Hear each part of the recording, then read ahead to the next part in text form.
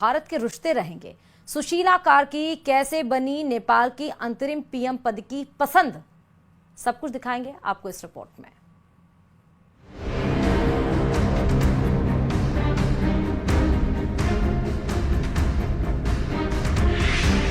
नेपाल इस वक्त सबसे बड़े राजनीतिक संक्रमण से गुजर रहा है।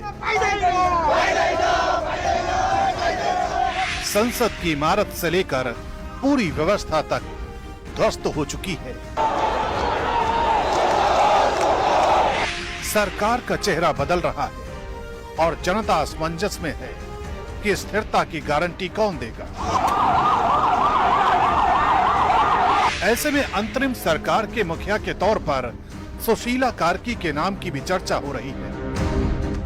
और दिलचस्प ये कि अपने पहले इंटरव्यू में ही उन्होंने भारत से रिश्तों को लेकर साफ संदेश दिया कि नेपाल की दिशा भारत विरोधी नहीं बल्कि भारत सहयोग की होनी चाहिए। नेपाल और भारत के बीच 1751 किलोमीटर लंबी खुली सीमा है।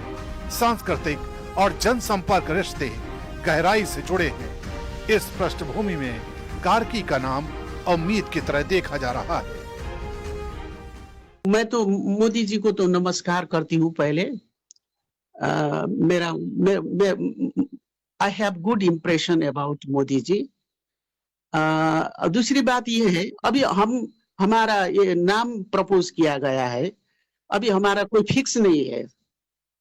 अभी कोई फिक्स नहीं है, कल चेंज भी हो सकता है। हम नहीं कह सकते कि कल हमारा ही हो रहा है, ये हम नहीं बता सकते हैं। हम लोग बातें करेंगे कि जब इंटरनेशनल मामला होता है, जब दो देश के बीच का मामला होता है, उसमें तो कुछ लोग बैठ करके एक पॉलिसी बनाकर ना बोला जाता है। इसलिए अभी I am very much impressed with Indian leaders. Sushila Karki की पर्सनल और प्रोफेशनल जर्नी भी भारत से जुड़ी है। बनारस हिंदू विश्वविद्यालय से उन्होंने राजनीति विज्ञान में मास्टर्स किया और वहीं उनकी मुलाकात हुई उनके जीवन साथी दुर्गा प्रसाद सुवेदी से, जो उस दौर में नेपाल के उभरते हुए युवा नेता थे। यानी कार्की के विचार और दृष्टिकोण की जड़ें भारत की धरती से जुड़ी हैं। भारत नेपाल रिश्तों को समझने वाले रणनीतिक विशेषज्ञ भी मानते हैं कि मौजूदा हालात बेहद संवेदनशील हैं। नेपाल की जनता राजनीतिक अस्थिरता से थक चुकी है और भारत के लिए सबसे बड़ा सवाल है पड़ोसी स्थिर और भरोसेमंद हो। भारत के पूर्व राजदूत रंजीत रे साफ कहते हैं कि भारत जनता की आकांक्षाओं के साथ खड़ा रहेगा और नेपाल में जो भी नया नेतृत्व आएगा उसके साथ काम करेगा। पॉलिटिकल फोर्स से भारत का संबंध है, तो सबके साथ हमारा अच्छा रिलेशनशिप है। तो भारत की तरफ से मुझे जो लगता है, दो तीन चीजें। एक, हम लोग हमेशा चाहेंगे कि स्थायित्व हो नेपाल में। ओपन बॉर्डर है तो भारत के हित में भी है अगर नेपाल में स्थायित्व हो। दूसरा, नेपाल में भारत ने हमेशा जन आकांक्षाओं का समर्थन किया है। आप हिस्टोरिकली देखेंगे, जो लोग चाहते हैं उसका हमेशा समर्थन किया है। तो मुझे लगता है कि यही नीति हमारी आगे भी चलेगी। बांग्लादेश में यूनुस की अंतरिम सरकार भारत से रिश्तों को उतना मजबूत नहीं बना सकी जितना शेख हसीना के दौर में थे। लेकिन नेपाल में सुशीला कार्की का नाम एक अलग संदेश देता है। एक ऐसी शख्सियत जिनकी बैकग्राउंड और नजरिया भारत नेपाल साझेदारी को नई ऊर्जा दे सकते हैं। और शायद यही वजह है कि नेपाल की राजनीति के संकट में कार्की उम्मीद का दूसरा नाम बनकर उभर रही हैं।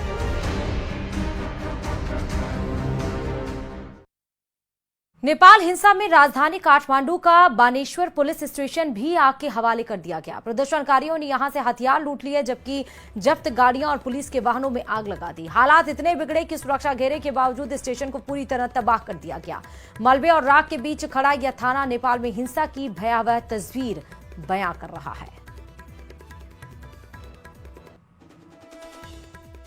बानेश्वर पुलिस स्टेशन है और आप देख सकते हैं ये पुलिस स्टेशन को भी जो प्रदर्शनकारी थे, आंदोलनकारी थे, उन्होंने नहीं बख्शा। पूरा जो पुलिस स्टेशन है वो जल के राख हो चुका है। ऐसे बहुत सारे पुलिस स्टेशन है जल के राख हो चुके हैं। लोग अपनी शिकायत कहाँ दर्ज कराएं उन्हें नहीं पता है, क्योंकि यहाँ पे कोई सरकारी काम हो ही नहीं रहा है पुलिस का। बहुत सारे पुलिस स्टेशन से जो सरकारी उनके जो वेपन्स थे वो लूट लिए गए। और आप देख सकते हैं ये इमारत देखिए, ये बानेश्वर पुलिस स्टेशन की इमारत है जो पूरी काली नजर आ रही है इसकी बिल्डिंग, क्योंकि सब कुछ जल के यहाँ पे राख हो चुका है। ये देखिए एक मंदिर अंदर था यहाँ पर छोटा सा, और देखिए कितनी सारी जो गाड़ियाँ थी, जो सरकारी गाड़ियाँ होती हैं जो पुलिस जब्त करके यहाँ पे लाती है अलग अलग चालान की या किसी क्राइम से जुड़ी हुई, वो तमाम गाड़ियाँ भी जो हैं इस पुलिस स्टेशन पर रखी हुई हैं। स्थानीय लोगों ने यहाँ पर साफ सफाई भी की। हमने देखा कल यहाँ पर साफ सफाई का अभियान भी जो है स्थानीय युवाओं ने शुरू किया था कि काठमांडू में अब जो है स्थिति को सुधारा जाए। तस्वीरों में ये देखिए दिखाएंगे आगे जो अंदर गाड़ियां हैं, ये गाड़ियां भी पूरी तरह से जल के राख हो चुकी हैं। देखिए सारी जो गाड़ियां हैं जल के राख हो चुकी हैं। ये सरकारी गाड़ियां जितनी थी सब कुछ जल गया है। तो अभी अब बहुत वक्त लगेगा नेपाल में जो भी तबाही हुई है उसको वापस पटरी पे लाने में, और जो इमारतों को नुकसान पहुंचा है उसको वापस रिकंस्ट्रक्ट करने में। तो ये तस्वीरें हम आपको दिखा रहे हैं सीधे नेपाल के एक पुलिस स्टेशन की, जिसको कि जो जब उग्र प्रदर्शन हुआ तो इसको भी आग के हवाले कर दिया गया था। कैमरामैन युगल ठाकुर के साथ आनंद तिवारी, न्यूज़ 18 इंडिया, काठमांडू। नेपाल की राजधानी काठमांडू में परिवहन विभाग की बिल्डिंग भी हिंसा की चपेट में आए। आलीशान महल जैसी यह इमारत जलकर राख हो गई। बाहर खड़ी सैकड़ों गाड़ियां, 4 व्हीलर और बाइक भी पूरी तरह तबाह हो गई। मलबे और धुएं के बीच खड़ी यह जगह अब सिर्फ हिंसा की भयावह तस्वीरें बयां कर रही है।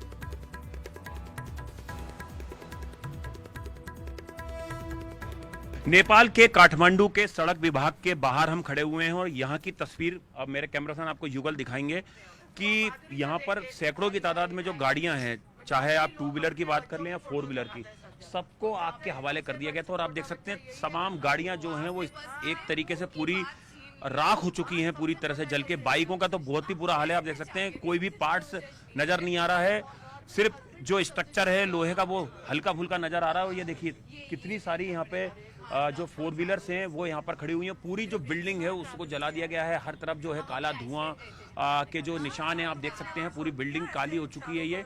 और ये यहाँ का सड़क विभाग है, काफ़ी बड़ा डिपार्टमेंट ऑफ रोड्स का ये सरकारी दफ्तर था, काफ़ी बड़ा ये दफ्तर था जिसको पूरी तरह से आग के हवाले कर दिया गया है।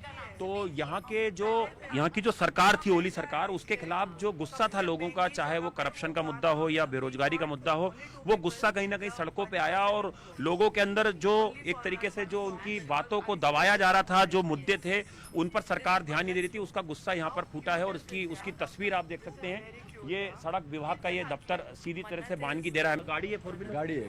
तो यहाँ क्या पार्क कर गए थे? हाँ, पार्क करके गया था, सब जल गया। सब जल गया। हाँ। तो अब अभी गाड़ी कब मिलेगी पता नहीं अभी। ना वो अब क्या हुआ है देखने आए, गेट बंद है। ओके, अब बाद में देखेंगे, वो तो अब पता चलेगा। तो देखिए ये तस्वीरें आपको दिखाते हैं। देखिए ये गेट था इसका, और देखिए ये तस्वीरें आप देखिए। ये पूरा ये मलबा जो है यहाँ से गिरा जो है, और वो यहाँ पे जमीन पे आकर गिरा है। ये सीधी हम तस्वीरें आपको दिखा रहे हैं। ये सड़क विभाग की जो डिपार्टमेंट ऑफ रोड्स है, गवर्नमेंट ऑफ नेपाल, उसकी ये पूरी सरकारी बिल्डिंग थी जो पूरी तरह से तबाह हो चुकी है।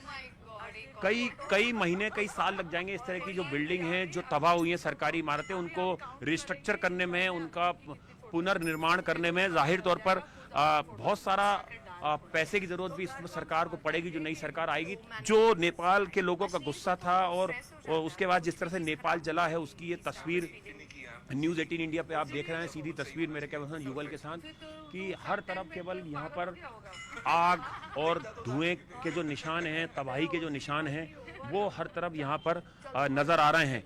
ये देखिए एक कार यहाँ पर भी खड़ी है जिसको पूरी तरह से जला दिया गया था जब प्रदर्शनकारी यहाँ पहुंचे। तो आप सोच सकते हैं वो मंजर कितना भयावह रहा होगा जब उग्र भीड़ ने सरकारी इमारतों को, मॉल्स को, दुकानों को, शोरूम को टारगेट किया। और उसके बाद अब धीरे धीरे जो है जो चीज़ें हैं, जो तबाही के मंजर हैं, उनकी